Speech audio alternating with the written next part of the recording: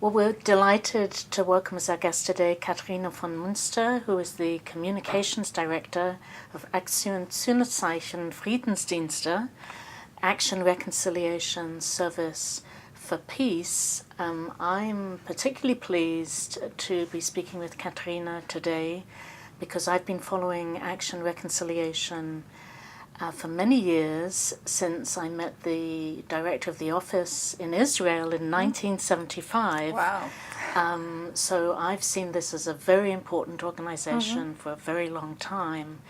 And now, as Germany is pursuing this greater international engagement, there is an effort on the part of the Auswärtiges Amt to involve civil society actors more. And so it seems very timely to be looking at what I consider to be one of the main civil society actors in German foreign policy, especially given that Aktion Zunerzeichen has been around since the 1950s and doing its important work since the 1950s. So perhaps we could start by having you briefly tell us about the background of Action Reconciliation, what its main goals are today as an international actor.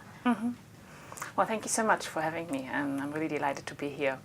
And it's very exciting to talk about this topic and about Action Reconciliation. And you know our organization much longer than I do, actually, so you will probably know much more than I. I've been with the organization now for 10 years, and I actually started off as the director in Israel, so I'm very familiar with the work in Israel and obviously also here in the United States. So our organization, I think, first of all, it's maybe important to say, I don't think it does really see itself yet as an international actor. It really sees itself as an organization that works on the legacy of Germany's Nazi past. And obviously that legacy affected other people in other countries and other societies.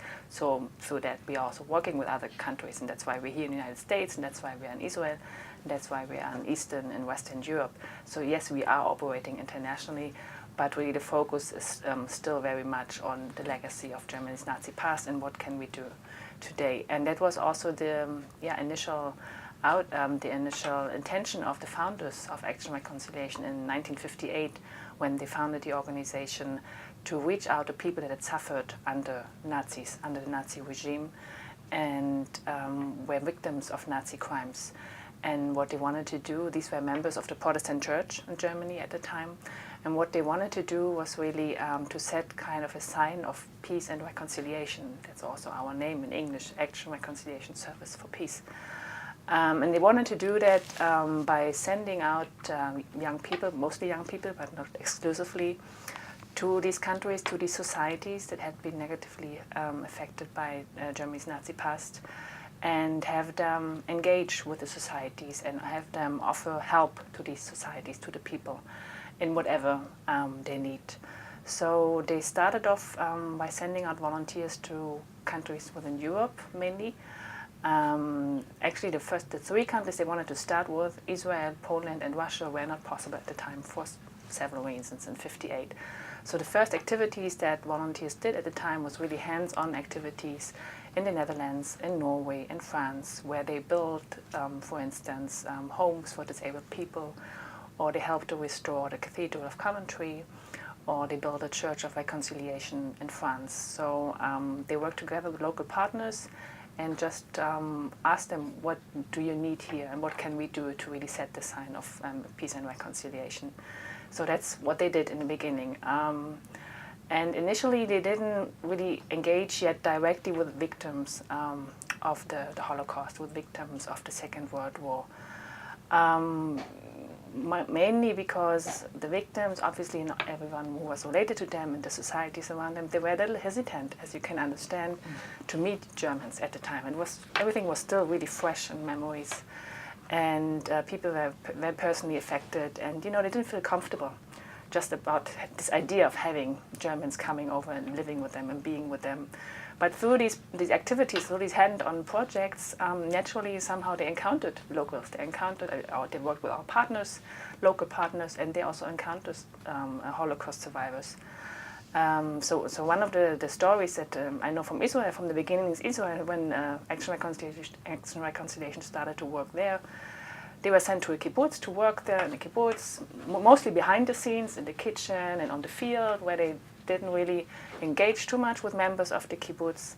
But through, the public areas like the dining room, where everybody meets for breakfast, lunch, and dinner, they met survivors. They met other members of communities. And so one of the survivors told a story that in the beginning she didn't want to get any food served by a German volunteer because she just didn't want to encounter this person. But then, just by chance, she worked together with her in the kitchen. So she was kind of forced to be at least at her side, maybe not speak to her, but to work at her side. And then she realized, this young German woman, she came here for 1 year. She committed to work as a volunteer on a kibbutz. And maybe she's really different from the Germans that I, as a survivor, met and that I suffered from. So step by step, little by little, really they began to change things and somehow start a process of reconciliation, you could call it. And that's also how then the shift happened from working like hands-on on constructing things to really providing social services to Holocaust survivors, to people with disabilities and former forced labor camp laborers and others. So this is from in the 60s, you could say there was a shift then from working in these hand-on projects to working with survivors and also at Holocaust memorial sites and others. And could you talk? You've said what the volunteers do and this shift, and I think that's very important to identify. I mean, the process by which that happens is I think very instructive. Yeah. How one can get to personal connections Right. through practical experiences exactly. and building. Can you talk about the impact that these volunteers have had when they undertake these activities? Now in how many countries is it? Yeah, so today we have 180 volunteers, around that number, in 13 countries. That's Eastern Europe, Western Europe, United States, and Israel, and includes Germany, obviously, Yes. also. And the majority of the volunteers we have currently are Germans, but they're also international volunteers. So we have an international group serving together in Germany, Israelis, Polish, Russian, Germans, French volunteers. And we have Polish and German volunteers serving together in the UK, and Ukrainian and Germans serving together in Poland. So that's also another development in the organization, that in the beginning it was really sending out Germans, but then our partners also approached us and said, we really want to make this a coalition of people who work together for peace and reconciliation. So we also want to send volunteers to you to work together on this project and work together on this process of reconciliation. So that's why our work has become also more and more international in the last couple of years. And the impact, I would say, is on many levels. I mean, obviously it's on the individual, the volunteer. And when the volunteer goes back home, obviously, I mean, he shares it with family in his community. It usually shapes his life. It might also change his career or his ideas of what his career will be.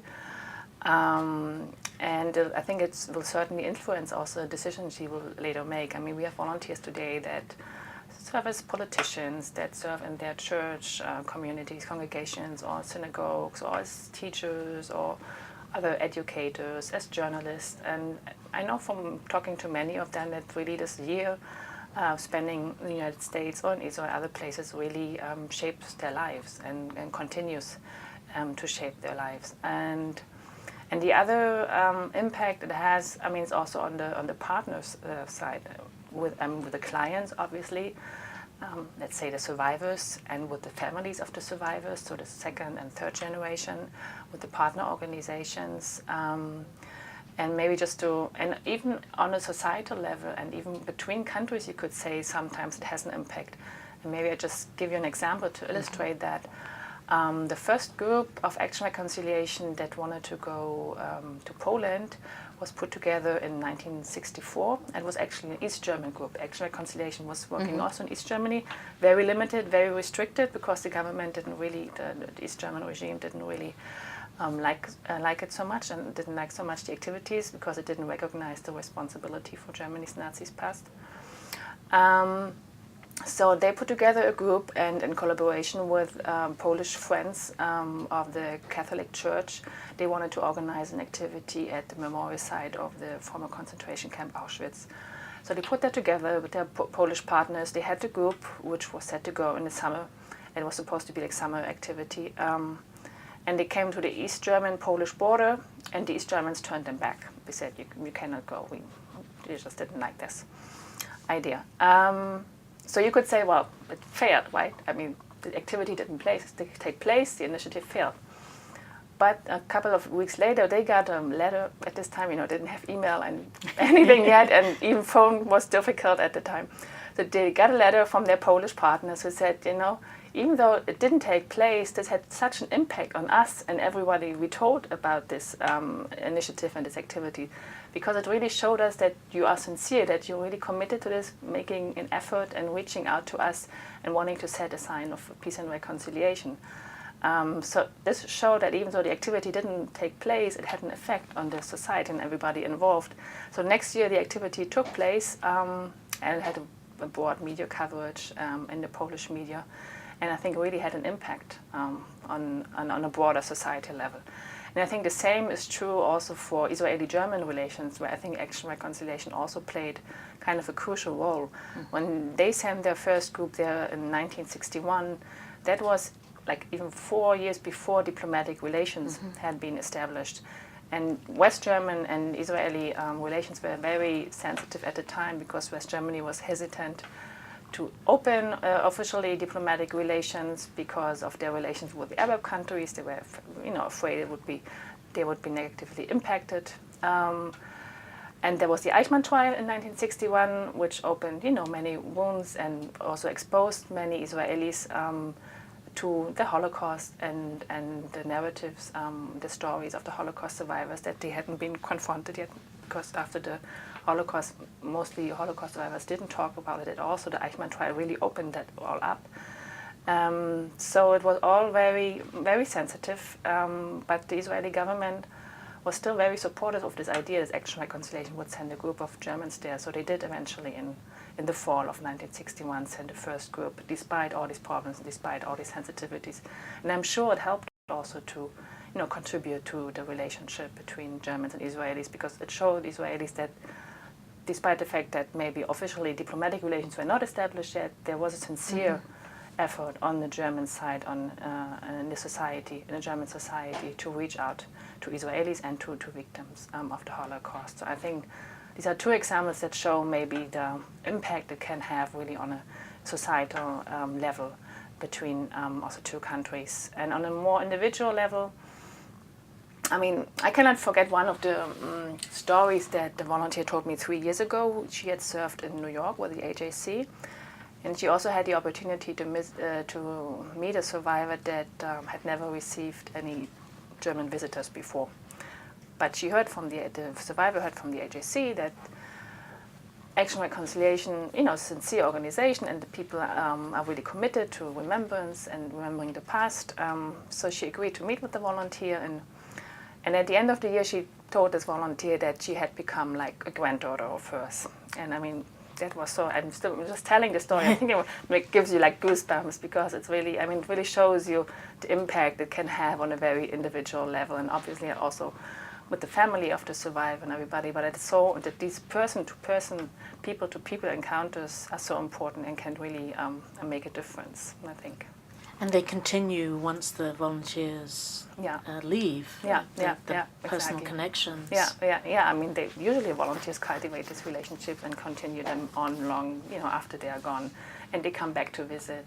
I mean, every year we have a couple of former volunteers coming back to visit, and sometimes, in their careers, that brings them back also that they collaborate with the organizations they worked with, or so there are all kind of partnerships also growing out of this kind of service.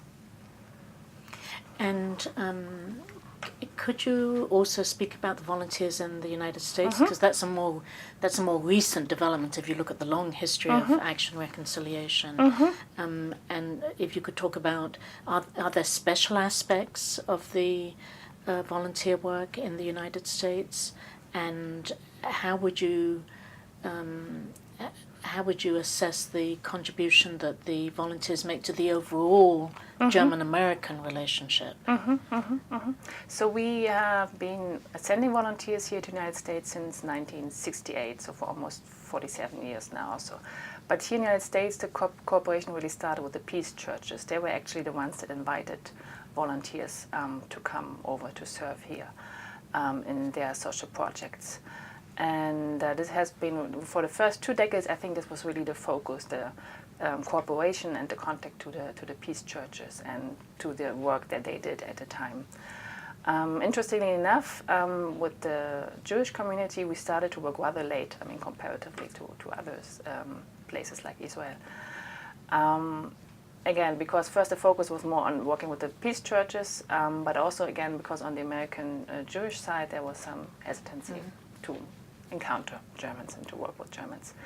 So only in '84, I believe, we started to work for the first time with a Jewish project that's still a partner today in New York, Project Ezra.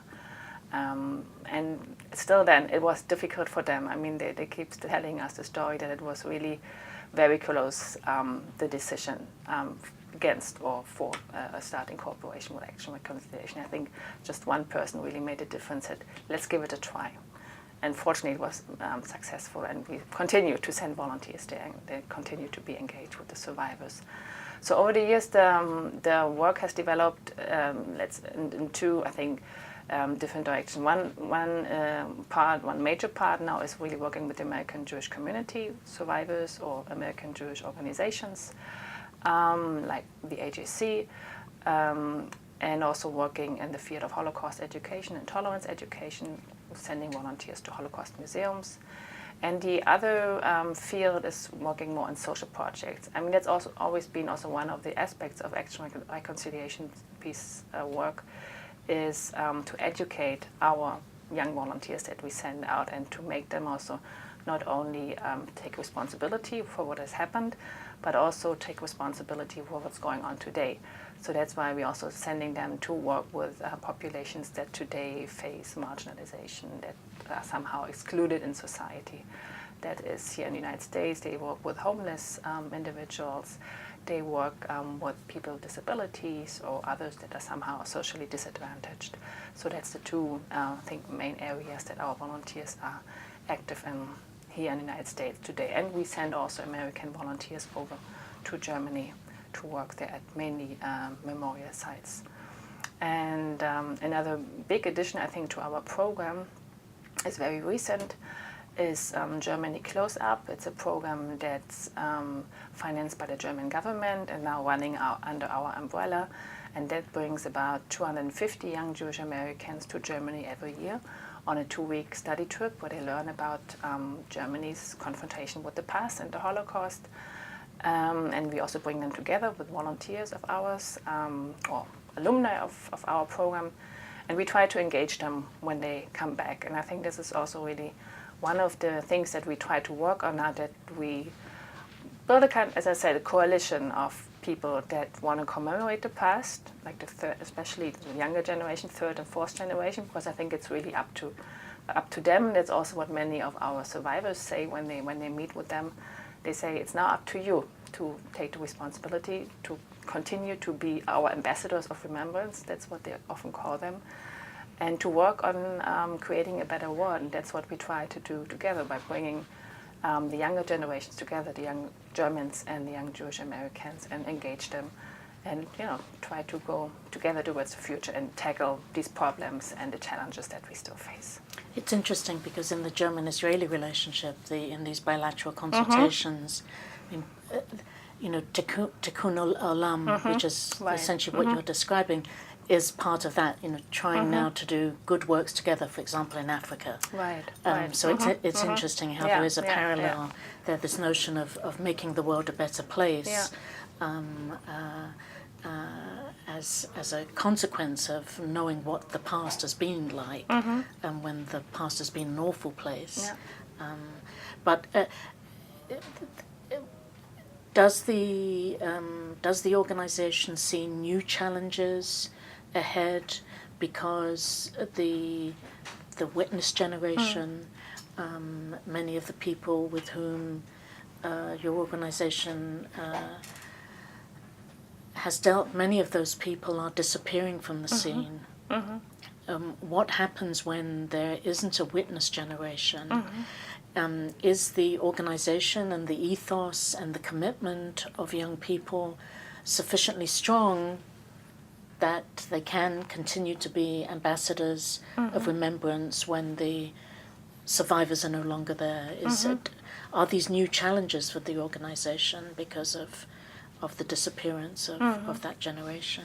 Well, first of all, I think we would like to stress that there's still so many survivors around us. And for us as an organization, that also means that especially now in these years, we actually want to try to make everything we can to reach as many survivors as we can.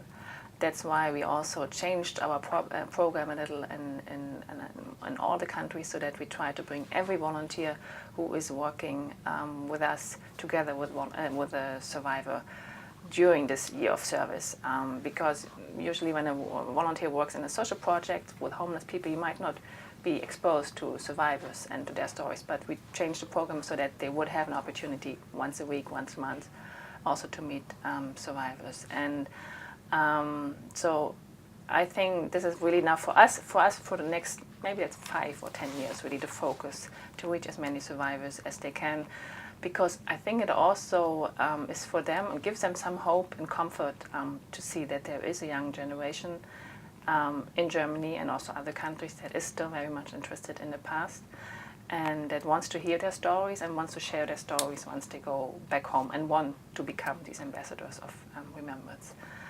And then I think the other part is that we have, as I said, we have this program Germany Close Up, where we are actually dealing with the younger generation, descendants often of survivors. And I think, we know it also on the German side and also Israeli side and American Jewish side, that the legacy of the past impacts us. The past is never dead; it's always present, right? So we might deal with it differently. We might not hear the first-hand witness stories anymore, but it does impact us. And I think there is still a sense or very urgency that they feel that they want to learn about the past and what has happened, and they want to make sure that it's not forgotten. Also, it's their way to look towards the future and look at what can we learn from the past. So I think even when the survivors will be gone one day, there's still a need for tolerance education and to learn from what has happened in the past, and that there's still a need to fight against anti-Semitism, xenophobia, racism. So maybe the focus will shift more towards this work on how to make sure that we can combat anti-Semitism, that we can combat xenophobia, that we can combat racism. And so maybe the focus then will be more engaging the volunteers in these kind of organizations and work. But I think Holocaust education and tolerance education is just interconnected, will always be part of this. So I think that is maybe the way that we go towards the future when the survivors will not be with us anymore. But still, as I said, there's still so many with us, and I think we still have a window of opportunity to reaching as many and engaging with them and having them share their stories. We've been very generous with your time, like the organization, and we appreciate very much that you are speaking to us today and that people will learn more about your organization. As I said, I think it's a very important organization and it should be showcased. So we hope that people will learn more and want to learn more about the organization as a result of listening to you today. So thank you very much. Thank you so much for the opportunity.